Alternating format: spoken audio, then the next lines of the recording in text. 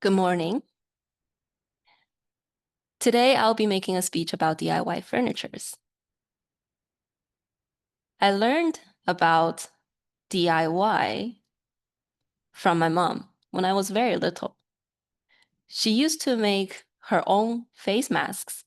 She will make cucumber juice with some kind of seeds and maybe other things that I don't remember now in a small bowl.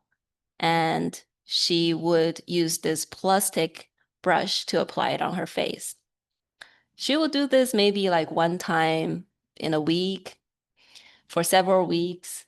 And my dad would always joke about how funny she looks. But my mom told me this is called DIY. And it was the first time I heard this word. She said it in English too, which is pretty impressive now that I think about it. Now I'm growing up. I understand why my mom will go through all that trouble making her own face masks instead of buying from the store. One, DIY means that the product can be perfectly tailored to suit your own needs. And two, it means you can save a bit of money. I say this now because I tried my hand at making my own folding table last February, and I'm very pleased to announce that it was a success. The DIY furniture trend is growing now, especially with high inflation and rising interest rates. But with that being said, the furniture market is still performing strong. The furnitures are not cheap. The market in the US for furnitures was valued at over 247 billion US dollars in 2023. In Canada, it was around 55 billion Canadian dollars.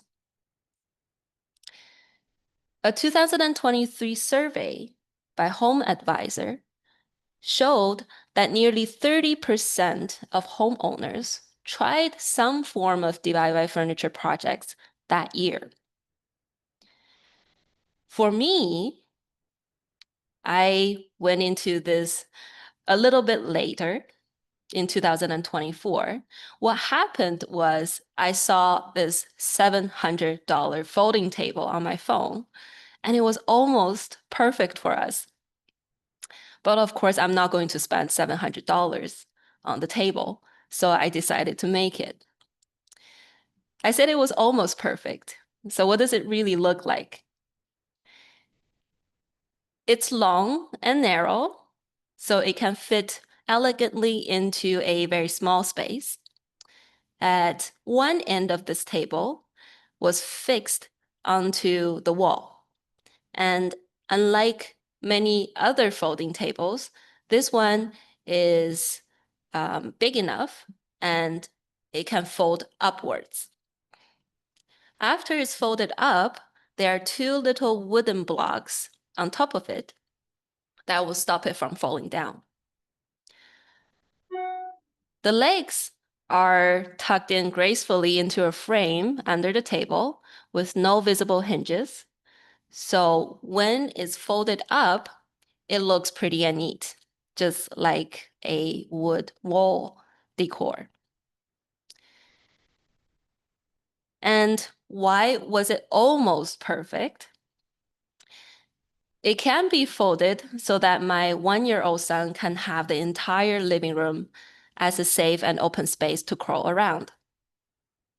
Also, I can finally utilize this piece of wall that's right in the middle of the living room. I use the word or the phrase a piece of wall because it's only about 2.5 feet wide.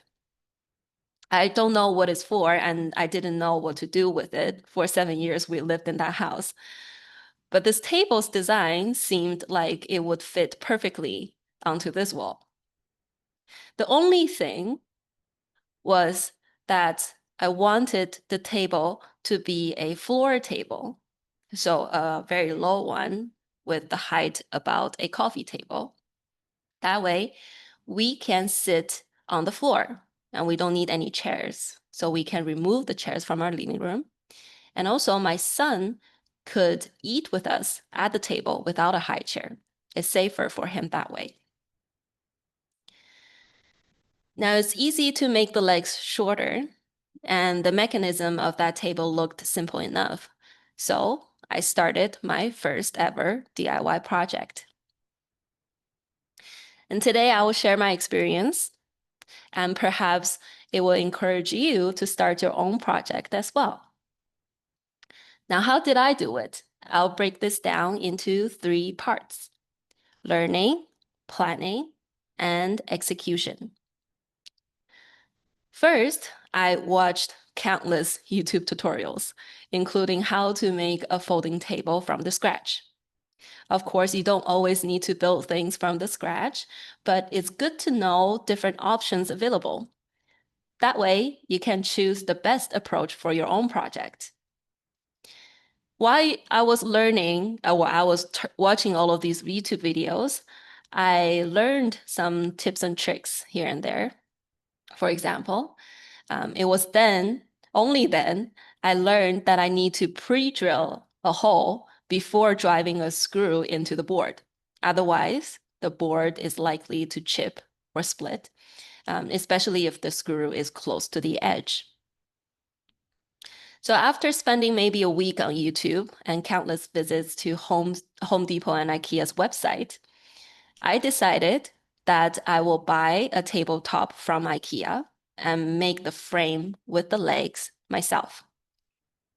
The reason for that is a tabletop needs to be heat and stain resistant, and I simply don't think that I can properly treat the wood with not so much time and zero experience. So I decided to buy it instead, and it only cost me about $100 for that tabletop, so why not? Next, I measured my wall and drew my design. I need to know how many pieces of lumber to buy for the legs and the frame. I labeled where I need to drill the holes and what type of screws to buy. During this process, I also made a list of tools that I will need, including a drill, a stud finder, sandpaper, measurement tape, and glue. After the design, it's time to buy all the materials and assemble the table. My lesson here is that the design is never perfect, especially for a newbie like me. It may be flawless in your head and on the paper, but not so much in reality. For example, Home Depot couldn't cut the board in the way I wanted, so I had to either buy or rent a table saw or change the design. I was doing this project to save money, so I changed my design. I went back and forth. I went back to Home Depot maybe 3 or 4 times throughout this process, and it took me almost a month to finish this table. After all, it was the first time ever that I make a table, and I had only maybe 1 hour at night to do this. But looking at the final product hanging on the wall in the end, I was very happy. I spent about $200 and 30 nights in total for this project. I learned how to do basic woodwork, and I get a little blob of happiness every time I see this table.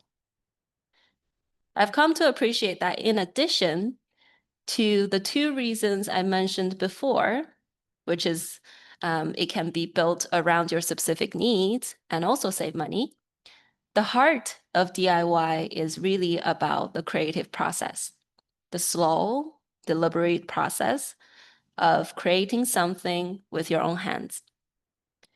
I recommend everyone to give it a try if you have the need for it and if you have the time for it. It can be as simple as stacking books together with a serving tray on top so that you can make a little side table. And that's all I have for you today. And we can move on to the Q&A session. If anybody have any questions, you can go ahead and turn on your microphone.